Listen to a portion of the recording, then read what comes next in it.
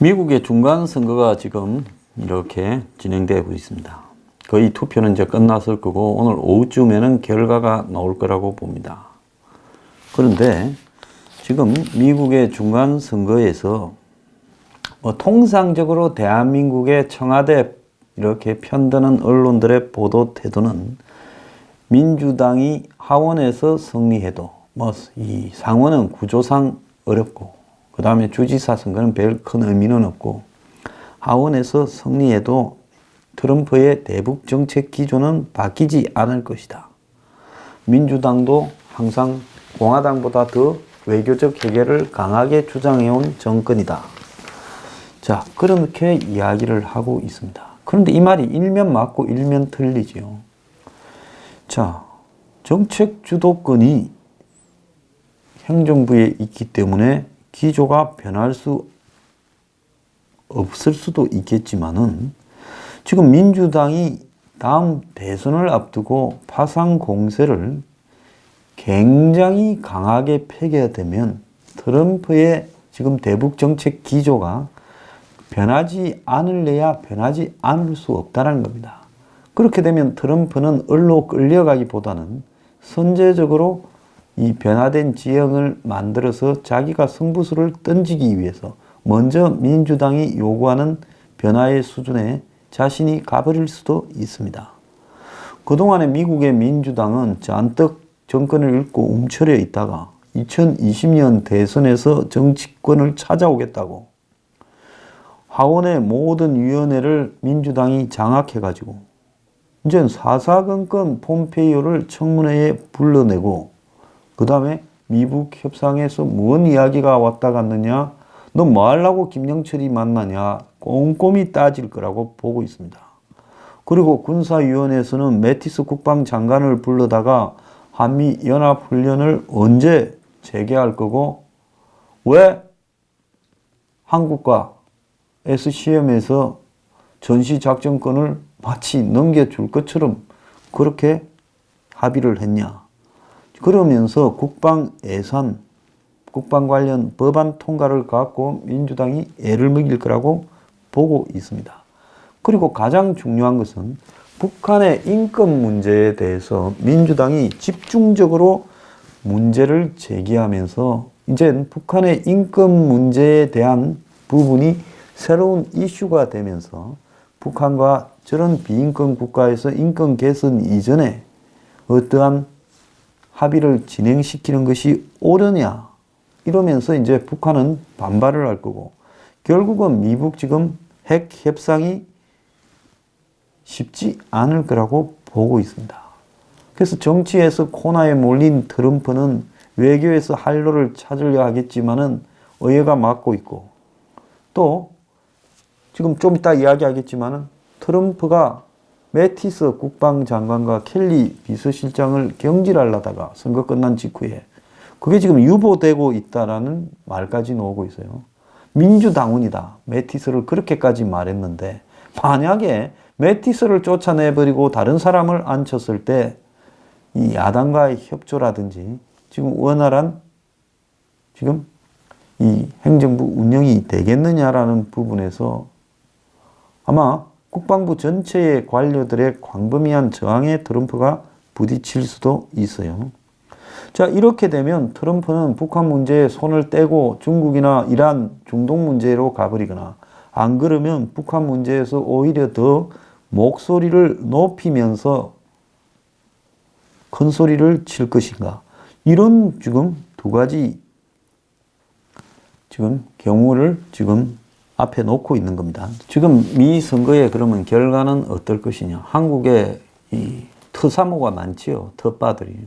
어제까지도 제 댓글 달아가지고 트럼프 승리한다 뭐 이렇게 합디다. 제가 무슨 미국 국민도 아니고 트럼프가 승리하든 뭐 미국의 민주당이 승리하든 제가 뭔 이해관계가 있겠습니까? 다만 제 이해관계는 한국의 안보를 튼튼히 아는데 트럼프의 저런 기회주의적 선택 내지는 한국의 안보는 도외시한 채 자신의 개인 위주의 선택 이런 것들을 하면서 북한을 쉽게 다루어 주려고 하는 트럼프의 태도 또 한국에 대한 트럼프의 오래된 맹목적 적의와 불신, 이런 부분들이 지금 문재인 정권이 지배하고 있는 것과 맞물리면서 한국의 안보를 매우 위태롭게 할 수 있기 때문에 저 사람 정신 좀 차려야 된다는 입장에서 선거 때 야당이 견제하는 역할이 되어야 된다. 저는 이런 입장을 지금도 견지하고 있습니다. 근데 중간선거 출구조사에서 트럼프 지지는 44 유권자, 트럼프 지지하지 않는다는 55로 11%의 차이가 났고, 유권자의 53%는 민주당이 하원 다수당을 차지하는 것을 지지했다고 합니다. 공화당이 하원을 이기는 것을 지지하는 43%와 10% 차이가 났다는 거예요. ABC, CBS, MBC, CNN 등이 미 전역에서 출구조사한 데서 그렇게 나왔다. 이렇게 지금 결과가 나오고 있습니다. 트럼프를 강하게 지지한다라는 유권자는 31%고 47%는 강하게 반대한다라는 의사를 출구조사에서 보였다는 겁니다. 반 트럼프 지지자들의 투표 열기가 더 강한 게 아닌가 이렇게 보이고, 트럼프를 지지하기 위해서 투표한다 26%, 반대하기 위해서 투표한다 39%였다는 겁니다. 그래서 트럼프가 이 선거의 주요 요인이 아니라는 유권자도 33%라는 겁니다. 어쨌든 트럼프 찬반이 전체의 한 3분의 2쯤 되는 투표의 요인이 되고 있다. 이런 부분이고요. 정당별로는 민주당 지지가 50, 공화당 지지가 43으로 나오고 있습니다. 개표가 이제 진행이 되고 있는데요. 개표 초반에 상원에서는 공화당이, 하원에서는 민주당이 선전하고 있다라는 식으로 지금 이렇게 보도가 되고 있습니다. 상원은 뭐 볼 것 없이 공화당이 근소하게 앞설 거라고 보고 있습니다. 하원에서는 현재 이 38개 개표 지역 중에 민주당이 23곳, 공화당이 15곳 앞서는데, 민주당이 앞서는 지역구 15곳이 현재 공화당이 현역인 지역이다라는 거죠. 그래서 어쨌든 하원에서는 민주당이 앞설 가능성이 굉장히 많다라고 저는 보고 있습니다. 의아스러운 것은 트럼프와 잘 맞지 않아서 트럼프가 민주당원이라고 이야기를 했던 매티스 국방장관 같은 경우에 지금 이 유임될 가능성이 있다라는 이야기가 지금 나오고 있는데, 그 근원이, 그런 이야기가 나온 근원이 트럼프가 5일, 미국 시간으로 5일, 어제 매티스의 교체 가능성을 기자들한테 질문을 받자 Why would I do that? 하면서 내가 왜 그래야 되는가 라고 말을 하면서 그것이 루머인가? 아니다라고 부인했다고 지금 이야기가 나오고 있습니다. 그리고 이제 켈리 비서실장도 그 측근인, 켈리가 국토안보부 장관을 할 때 차관하던, 부장관하던 사람을 지금 장관으로 시켰는데, 커스텐 닐슨이라고요. 지금 뭐 캐러반 행진이나 이런 부분에 대해서 제대로 대처하지 않는다고 이 사람을 내보내는 것은 거의 확정된 것 같고, 여러 차례 트럼프가 불만을 토로했지요. 그런데 이 닐슨을 이 국토안보부 장관으로 추천을 한 켈리도 간다 소식이 8월 달부터 나왔는데 아직 있어요. 그런데 이번 개각 때 이 켈리에게 2020년까지 그대로 있으라고 부탁을 했다는 말까지도 나오고 있습니다. 그러면 왜 트럼프가 이 매티스나 이 켈리를 바꾸려고 했다가 바꾸지 않고 그대로 유임시킨다는 말이 나오고 있는가?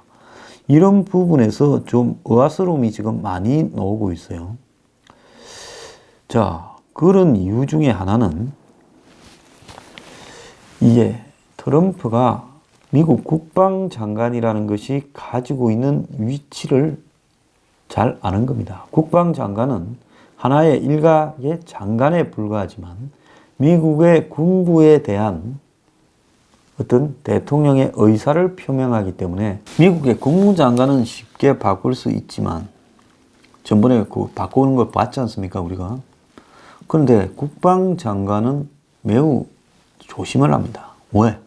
국방장관이 미국 군부에서 광범위한 존경을 받는 군인 출신일 경우에 이 부분에 손을 잘못 댔다가 군부의 광범위한 반발을 초래했을 때 지금 공화당 내부에서 뿌리가 약한 트럼프가 미국 군부의 민심 이반에까지 초래하게 되면 다음 대선에 나가지도 못하고 그냥 포기해야 되는 사태가 벌어질 가능성도 큰 겁니다.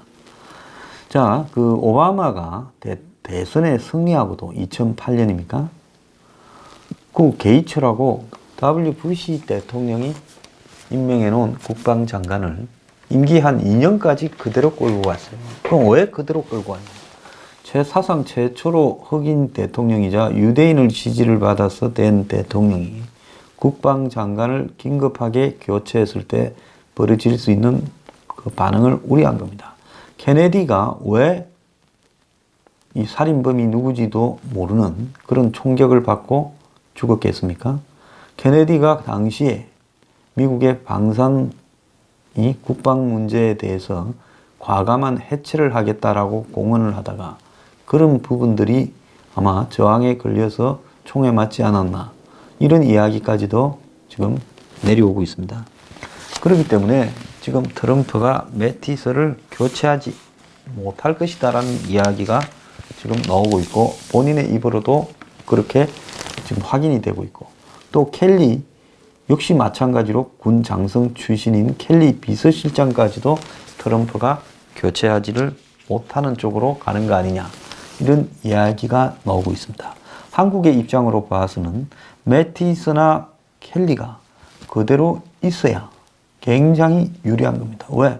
지난번에 트럼프가 주한미군 빼라고 평창올림픽 전에 이야기를 했을 때 켈리가 붙들어서 겨우 막았다. 그래서 이런 트럼프의 적극적인 어떤 반한적인 정책 이런 부분들을 켈리가 붙들어 매고 있고 또 매티스가 그래도 북한을 어떻게 달아야 되는가에 대한 원칙적 입장을 견지하는 합리적 인물입니다. 그렇기 때문에 저런 사람이 앉아 있어야 그래도 트럼프 정권 하에서 한국에 아주 불리한 파격적인 그런 트럼프의 결정이 나오지 않을 수 있는 겁니다. 자, 이런 상황 하에서 미국의 합참의장이 또 중요한 이야기를 했습니다. 이건 참 의미심장한 이야기인데요. 뭐라고 이야기했는가 하면 북미 대화가 진전될 때 한반도 군사 태세에 변화가 생길 수 있다라는 말을 했습니다. 자, 이 말은 우리는 외교에서 성공할수록 군사 영역에서는 더 불편해질 것이다. 그러니까 이 사람이 한국에 불리한 말을 하려고 이 말을 한 게 아니라 실상을 이야기한 거예요. 미북 협상의 실상을요. 그래서 미북 협상에서 폼페이오가 김정은이하고 김영철이하고 해서 뭔가 성과물이 나오면 나올수록 이 주한미군, 한미 군사적 동맹은 약화될 수밖에 없다라는 이야기를 덤포드 합참의장이 솔직하게 했다고 저는 보고 있습니다. 이 발언을 하면서 주한미군을 직접 언급하지는 않았지만은 한반도 군사태세의 변화는 결국 주한미군 지휘 문제와 직결될 수밖에 없고 결국 종전선언이 채택이 되어버리면 문재인이 이야기하고 김정은이 주장하는 종전선언이 채택되면 주한미군 감축이나 철수 논의에 들어갈 수밖에 없다라는 것을 시사했다. 이렇게 지금 해석이 되고 있습니다. 군 소식통은 북한이 핵이나 ICBM 폐기의 대가로 안보 우려를 해소해 달라고 하면서 미국의 주한미군 대폭 감축 철수를 요구할 경우에 미국은 그럴 수밖에 없을 것이다. 이게 지금 미국 군 소식통의 이야기입니다. 그래서 향후 종전선언, 평화협정 등의 결과에 따라서 미북 관계가 정상화된다면 한반도 안보 상황은 아주 굉장히 심각하게 변화할 것이고, 미국에서는 주한미군을 주둔시키는 데 따른 효용성 문제를 촉발시키고, 꼭 미국에서의 효용성 문제 제기보다도 먼저 북한에서 이것을 강하게 요구할 것이고, 군사적 긴장이 평화협정까지 맺어지고 종전선언이 된 마당에 막대한 돈을 들여서 미군을 주둔할 필요가 있겠느냐라는 트럼프류의 사고가 미국의 지배적이 되어갈 수도 있습니다. 그래서 청와대는 이 문제에 대해서 덤포드 말이 무슨 말인지 파악하기가 어려워 대답 안 하겠다 말을 했는데, 아마 청와대는 자신들의 속셈을 들켰다 생각해서 지금 곤혹스러울 거라 봅니다. 자, 김의겸은 대북 택사단이 평양을 다녀왔을 때 김정은이가 종전선언, 그리고 주한미군 철수, 한미 동맹 약화는 아무 상관이 없다고 말한 것을 기억하라, 이렇게 말을 하고 있지만은, 청와대는 계속 평화체제 구축이 되기 전에 주한미군 지위를 가지고 논의되는 것은 바람직하지 못하다 하지만, 이거는 이 사람들이 결국 종전선언이나 평화협정, 한반도 평화체제 구축이라는 말은 미군 철수라는 부분을 알고 있기 때문에 그때까지 이런 속셈이 노출되어서는 안 된다라고 생각해서 애써 부인하고 있다, 이렇게 봐야 되는 겁니다. 결국 주한미군 문제는 청와대가 뭐라든 관계없이 북한의 비핵화 협상이 진전되면 테이블에 오를 거고, 북한이 핵을 없애느냐? 안 없습니다. 그러면 북한은 결국 핵을 없애지 않고 장난을 치면서 주한미군을 철수시키고 한미 군사 동맹을 해체하는 쪽으로 몰고 가려고 하는 거죠. 자, 그러면서도 청와대가 비핵화 이행과 미북 관계 정상화가 일정한 수준에 가면 주한미군 제저적 논의가 불가피할 거다, 이런 부분을 청와대도 잘 알고 있다고 합니다. 문재인도 9월 20일 평양 갔다 와서 국민보고대회를 할 때 유엔 지휘라든지 주한미군 주둔의 필요성은 평화협정이 체결되고 평화가 구축된 다음에 다시 논의할 거다, 그때 가서는 분명히 빼야 된다, 이렇게 이야기를 사실상 한 거라고 볼 수 있습니다. 그러지 않습니까? 이게 아니라 그러면 그건 거짓말을 하고 있는 거죠. 자, 덤포드의 미북관계 진전 시 한반도 군사태세 변화라는 발언은 한미 훈련의 중단 이런 걸 의미한다, 부터 시작해서 주한미군 철수를 의미한다까지 해석되고 있지만, 근본적으로 바보가 아니라면 종전선언 평화협정이 되었을 때 지금 같은 식의 미군 주둔은 불가능해질 겁니다. 있고 싶어도 한국에서 아마 미군 물러가라고 하는 시대가 미 대사관 앞에 평택의 미군 부대 앞에서 아주 그냥 날을 세울 거예요. 자, 그런 상황 속에서 미국이 월남전에 그렇게 월남 국민들은 미국 떠나고 평화를 원한다고 중위 분신 자살을 하고, 가톨릭도 다 그렇게 주장을 하고, 반미 시위대나 반전 시위대가 날을 세우고, 월남 사람들의 한 3분의 1은 베트콩을 하거나 베트콩에 우호적이고, 이런 상황에서 미국이 월남을 지킬래야 지킬 명분을 찾지 못하고 떠나버린 거죠.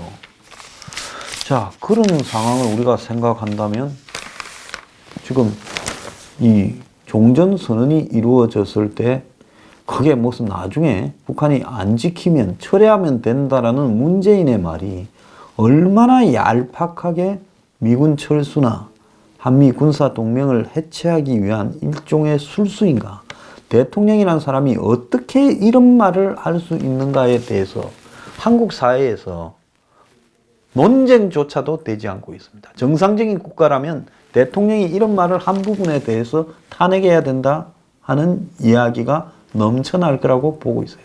지금 청와대는 덤포드가 왜 그런 말을 이 타이밍에 했냐, 그건 비밀이다, 다 알고 있지만은 그래도 평화협정이 이루어질 때까지 우리가 아닌 척 해야 되는 비밀이다.